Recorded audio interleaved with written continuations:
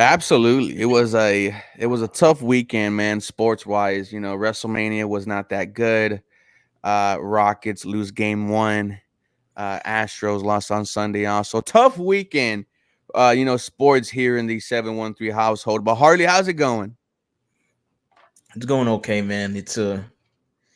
I'm trying to get into the mindset of it's a Mhm. series, not a game, Mm. when it comes to the Houston Rockets and the Warriors. But So as soon as you see I'm that I'm gold and I'm, I'm yellow, trying not to overreact to the game.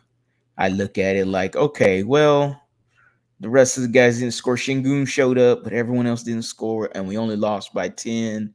And Curry still had his game. Everyone else mhm. for the Warriors had their game. So maybe I'm more of the it's a series, not a game Mhm. mentality.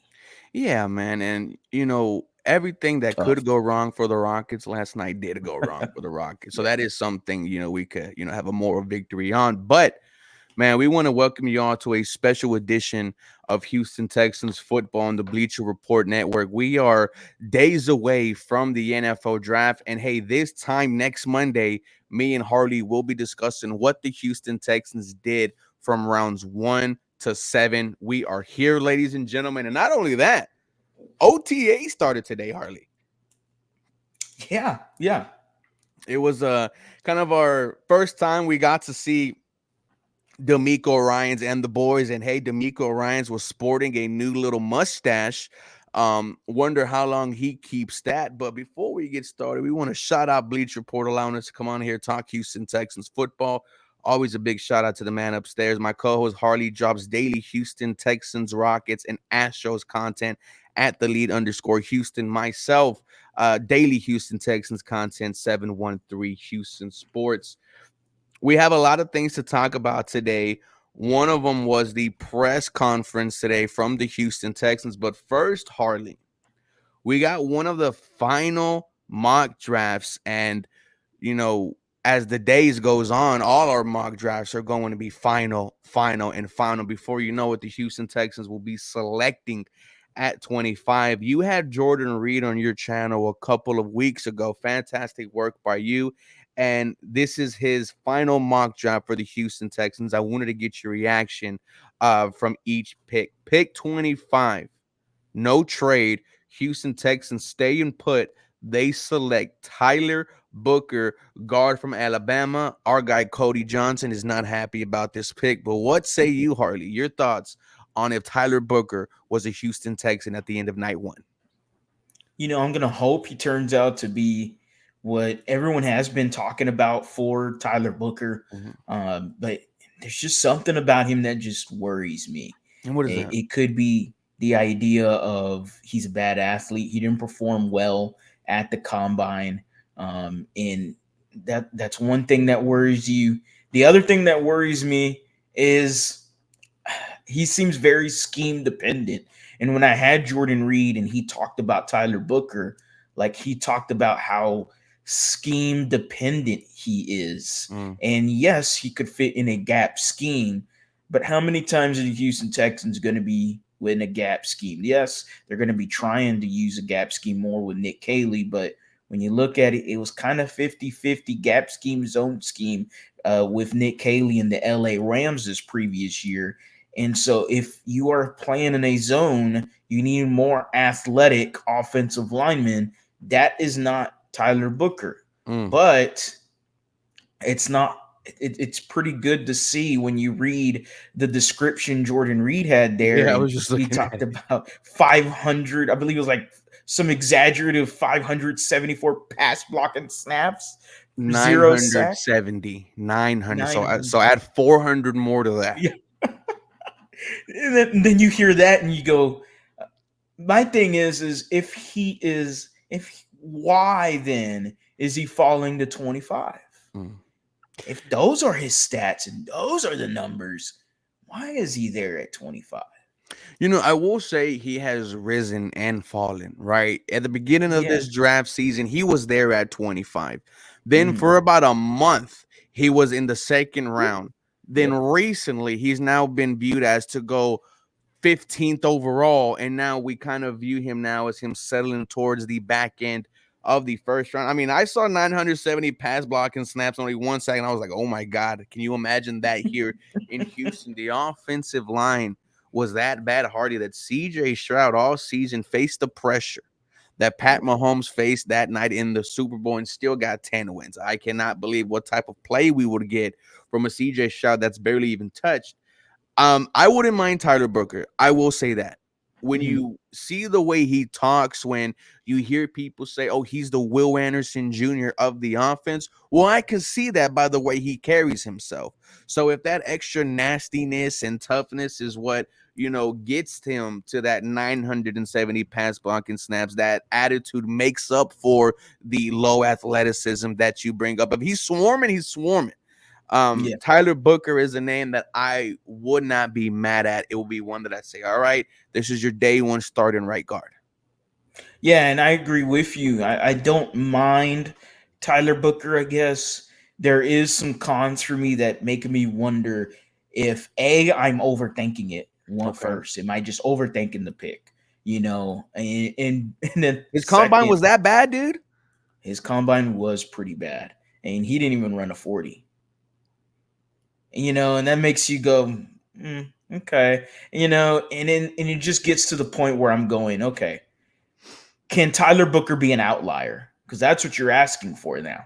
Because athletically, he just did not perform well. So can he be an outlier? Is the intangibles, good enough to change what we saw? Because the film, though, Jordan Reed says the film is fantastic. Going from his freshman year all the way to his senior year of college football, he was fantastic there. So I feel like maybe I'm overthinking it. Maybe that's what it is, but I have some doubts when it comes to Tyler Booker. And it's okay to overthink, man, because they have to get this right. You Sure. cannot have CJ Stroud being a top 5 sacked quarterback again, because now you're reaching Derek Carr territories. Now you're reaching Deshaun Watson territories. And we've been there, done that. We know how this story ends. So I don't mind the Houston Texans taking a shot at Tyler Booker. And, you were hoping with new offensive line coach Cole Popovich, with that upgrade, I'm sorry, that promotion, right? He gets to show his worth. Moving on to the second round, this is sexy. I'm all on board, and that is Trey Harris, wide receiver out of Ole Miss. And this is your number 2 starting outside wide receiver, opposite of Nico Collins, and letting Christian Kirk eat the slot. Trey Harris still learning the position. 60 receptions for 1,030 yards and 7 touchdowns, and he still missed 5 games. Now those injuries are hip and groin, a little bit concerning. But with Mhm. Trey Harris, I think there's some like wide receiver one type of play in him. I would love this at pick 58. Yeah, I don't mind Trey Harris. I think he's kind of a boomer bust prospect. Like, there There. doesn't feel like any middle ground when it comes to Trey Harris. My biggest question, a big receiver, about 6'3", 6'4", 200, ran like a deer. The stats are a little inflated because it's a Lane Kiffin offense, Mhm. but he still missed 5 games and produced over 1,000 yards receiving. That's pretty darn good. Trey Harris is a fun prospect to watch. And then I have questions of, okay, you're going to need to be tasked to block as a wide receiver. And in the Lane Kiffin offense, it's all systems go. You Mhm. know, can he block? Mhm. And I know people are like, oh, that's not a big deal. Yes, it is. Yes, it is. Nico Collins blocks, and it's not a big con for me because to me, if Nico is blocking, he's going to be the one setting the tone in the rest of the wide receiver group. That hey, if wide receiver one is blocking, then you for damn sure that Could be, rookie yeah. is going to be blocking as well too. So it could be a con that fixes itself in training camp, and even during the regular season. I just want to see a willingness to block. I'm and that's my big thing because Nick Caley is going to be utilizing these wide receivers that way. But Trey Harris, the ball gets in his hands. He's explosive, playmaker, big time deep threat as well too. Similar to Nico Collins in some ways, but can be the opposite to him. and you get two guys that are about 6'3", 6'4". I mean, that's always a fun target for CJ Stroud.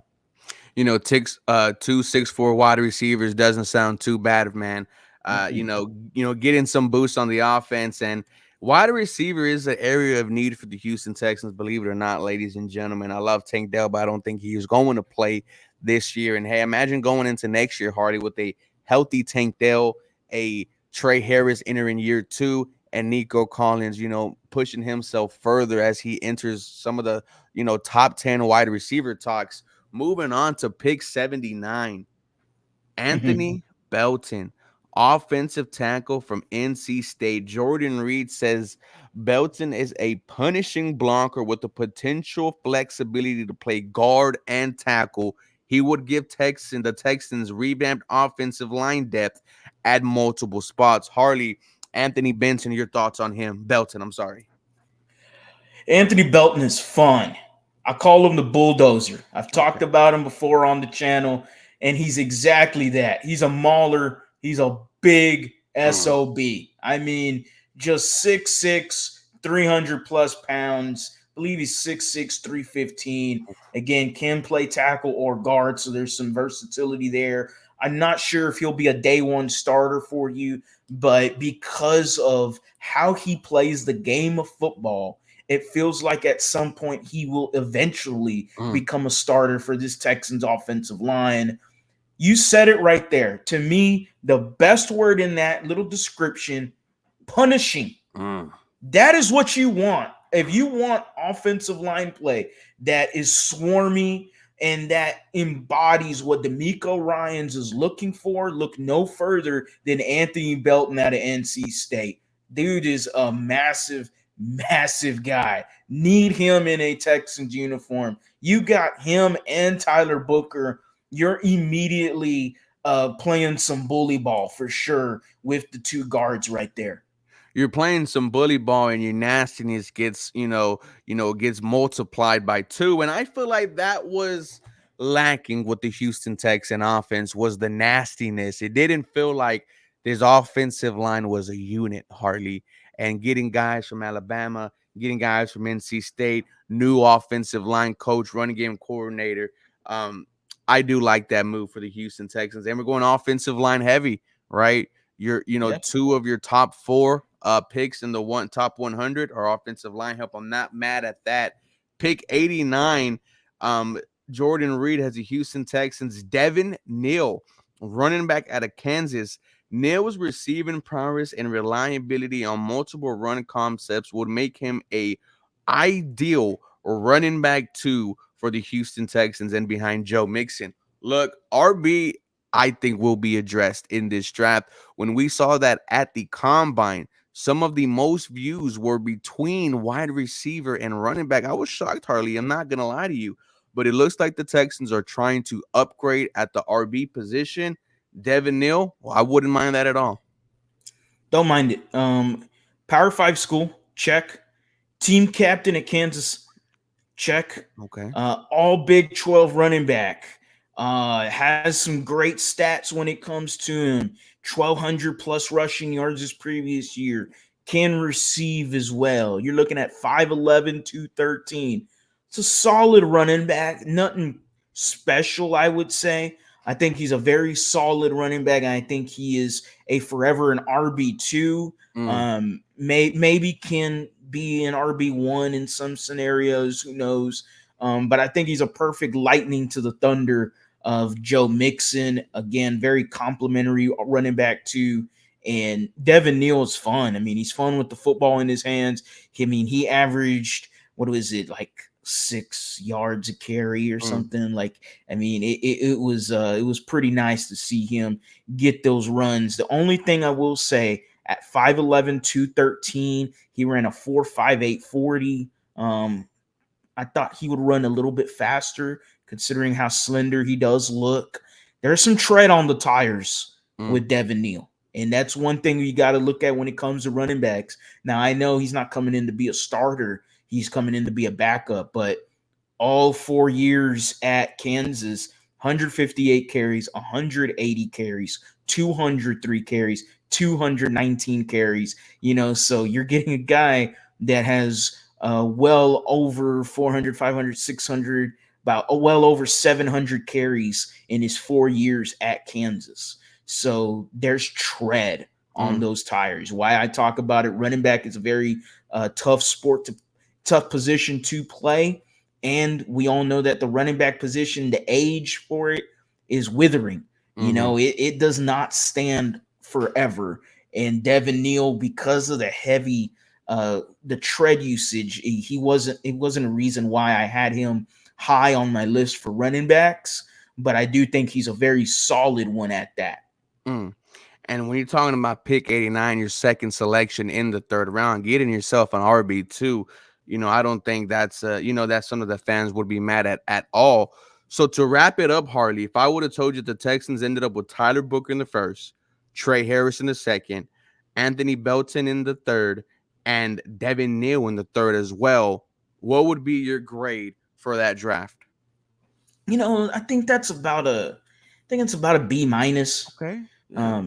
I would say a B minus, maybe even a C plus. Okay. Again, it's just I'm not very high on Tyler Mm. Booker. I do feel like Devin Neal at 89 is kind of a reach, but maybe because Jordan Reed didn't do no trades in that mock Mhm. draft, I feel like he'd be better in the fourth round. But maybe a little bit of a reach there at 89. But Tyler Booker, I still question at times. I don't know, man. I just have this doubt in my head when it Mm. comes to Tyler Booker. And then, I mean, I don't mind Anthony Belton. I don't mind Trey Harris. So it's teetering like at a 79. Yeah. Maybe right there. But yeah, I think that's where I'm at right now. Mm. And then hearing D'Amico Ryan's talk today, kind of once again reiterating that the Texans will be drafting best player available, that they Mhm. will not shy away from someone just because of you need somewhere else, which is why, Harley, there's four different positions being mock drafted to the Houston Texans at pick 25. So I am excited for the future of that, man. What was your thoughts on, the press conference from D'Amico? He looked slimmer. He looked like he put on some more muscle. I talked about the small mustache he had. Your thoughts on our head coach? Yeah.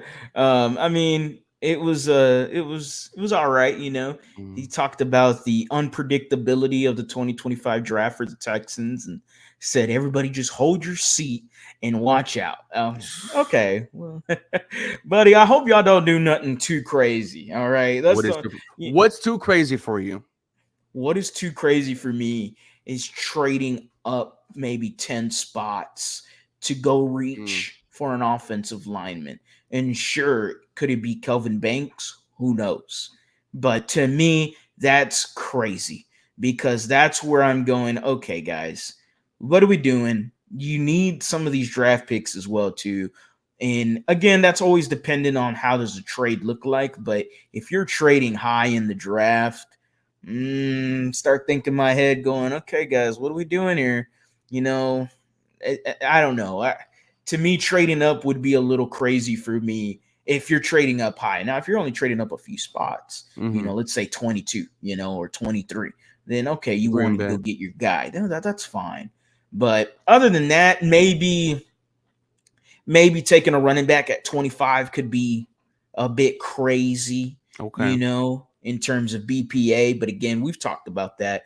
It seems like that could be a crazy initial thought, but then 2 to 3 years down the road, you're thinking Nick and D'Amico going, yeah, thank you. I'm so Yeah. happy they got a Marion Hampton at 25, or whoever there. So, I mean, there's some thoughts there.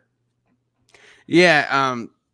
Right up there with you. I literally had this conversation with John Hickman, and I told him, man, even taking a tight end that's not Tyler Warren or Colston Loveland in the first, that would kind of hurt me as well. But moving on, we heard a little bit from CJ Stroud. First of all, this was the first time we've seen CJ Stroud in a very long time. We did get to see him last night at the Houston Rockets game. But other than that, it's been radio silence from CJ Stroud. APB, where is he? He has been found. Your thoughts on, seeing CJ Stroud and the offseason compared to last year where He was on multiple podcasts. He was traveling the world with Micah Parsons. Seems like we got a locked in CJ Stroud, Harley. I thought the best thing I heard from the press conference was him talking about Nick Caley's offense Mm, and finally having control. Now that's not his quote. That's me saying finally having control. But his quote was saying Nick Caley is all about me taking full ownership and running the show. mm, Thank you. That's what I want. This quarterback in CJ Stroud needs to have the responsibility like every other quarterback in the NFL mostly does. Okay. We believe that this guy can carry this team into the promised land. And if you believe that your quarterback can do that and take you to the Super Bowl, then he needs to have full mm-mm, responsibility of the offense. Yes, Nick Caley is going to get some blame if things go bad. Yes, D'Amico will get some blame, but you cannot be going, man, Juice Scruggs needs to point into the figure out who the mic is and mm-hmm, put the protections. No, put that on the quarterback. And that is what I was so excited to hear that CJ Stroud will have the full responsibility when it comes to running this offense. I love that. mm-hmm. I would say, implied that he had some handcuffs during the Bobby Slowick era, which is Yes. a conversation that we all had. And there was multiple times, and I think in both seasons where CJ Stroud had gave some criticism towards towards the coach and offensively. I would say though, now it's all on CJ. Like, we got you a new offensive coordinator. Mm-hmm.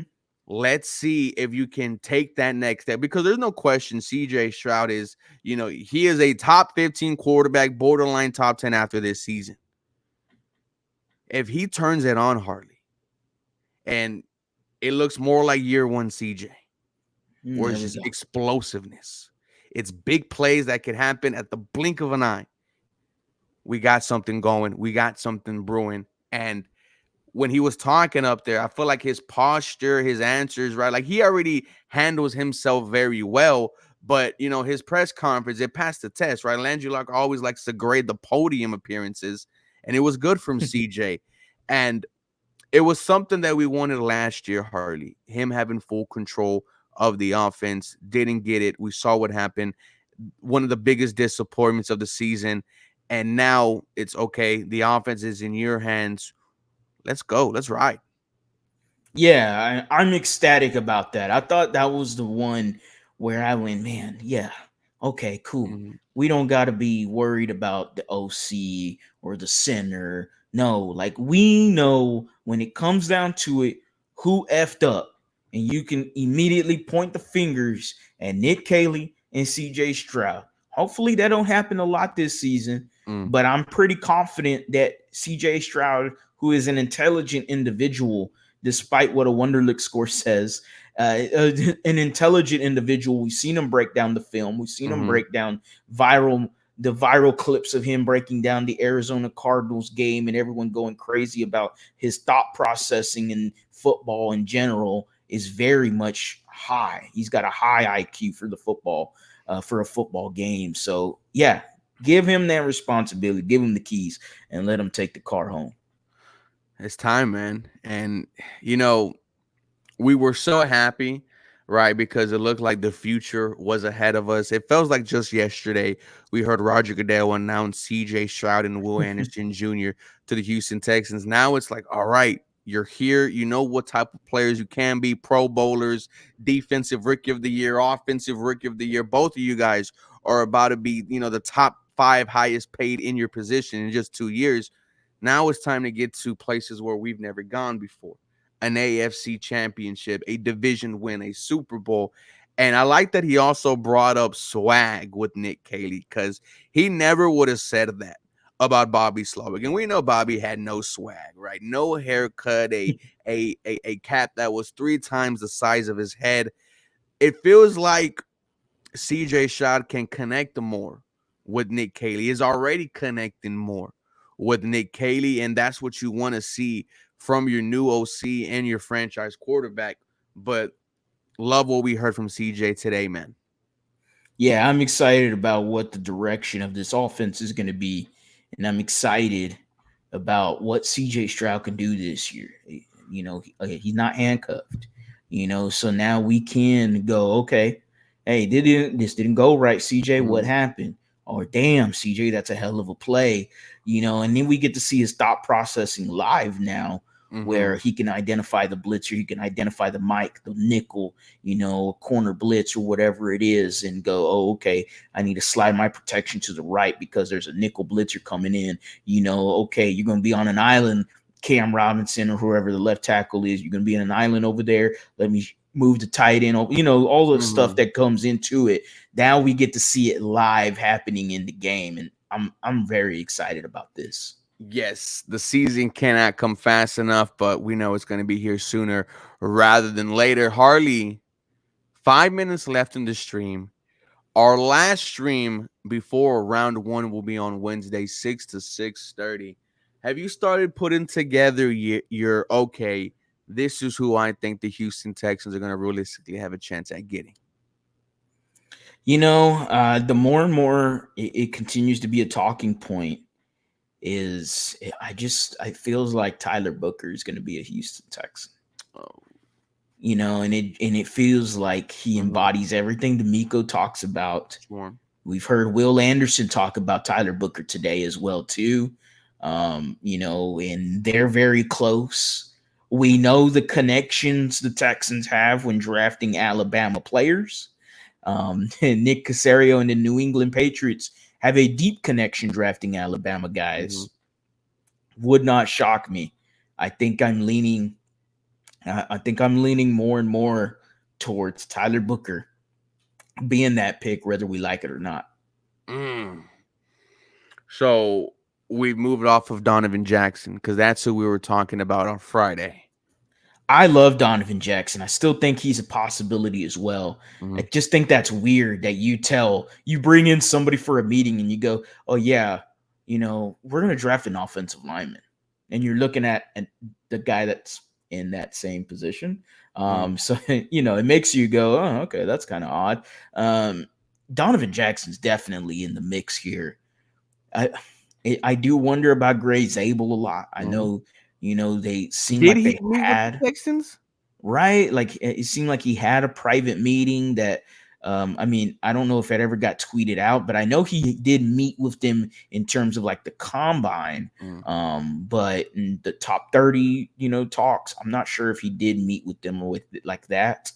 But he was there at a private meeting. And so he's definitely going to be in the conversation. You got him, Donovan Jackson, Tyler Booker. What do you do if Emeka Egbuka is there at 25? Ooh. There's so many scenarios where you're going, my goodness. And what I think what's very helpful is this draft, like picks 20 to about 80, the prospects in the level of of becoming a starter in the NFL, like all of the talent levels there, it's kind of the same. Mm. It's not necessarily a great draft, but it's about an average to good draft. And there's a lot of prospects between 20 to 80. And what's good is the Texans got three of those picks inside that range right there.